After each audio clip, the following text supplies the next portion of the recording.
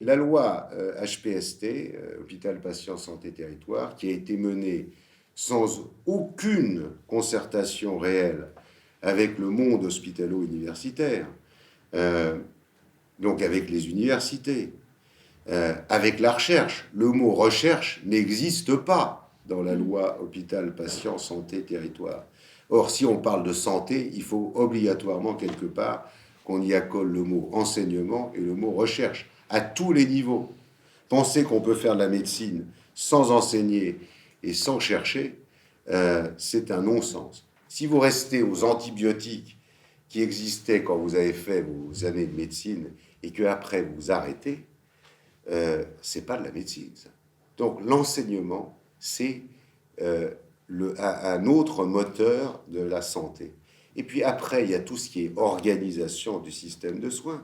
Mais le départ, c'est quand même recherche et enseignement. Hein, et faire que ces deux, je dirais, ces deux thèmes majeurs soient séparés, en plus aujourd'hui dans une situation qui est dramatique, parce qu'il peut y avoir des moments où il y a une bonne entente entre la santé et la recherche. Aujourd'hui, tout le monde sait que chacun travaille dans son coin, bon, et que les échanges sont nuls.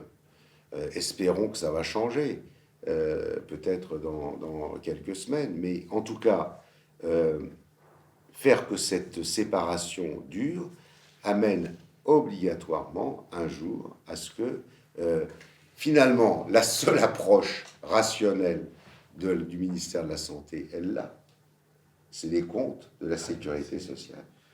Hein, et c'est tout ce qu'elle sait faire. C'est tout. La loi, elle met en dehors de la recherche. La loi, elle ne parle plus de service public hospitalier. Première chose, c'est établissement de santé. Ça, c'est un.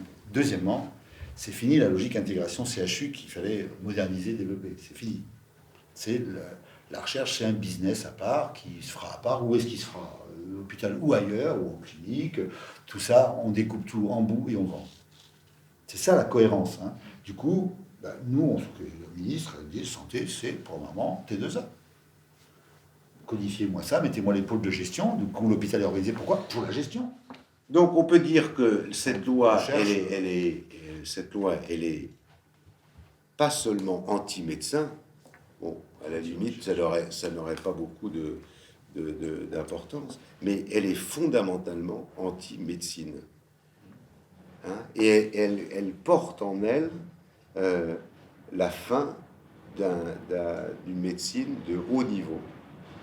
Et cette médecine de haut niveau, elle est indispensable parce que c'est elle qui permet d'ensemencer toute la vie médicale, y compris d'ailleurs dans les structures privées. Il ne faut pas nier l'évidence, puisque les acteurs du privé demain sont ceux qui ont été formés dans les hôpitaux publics. Et ça doit rester comme ça.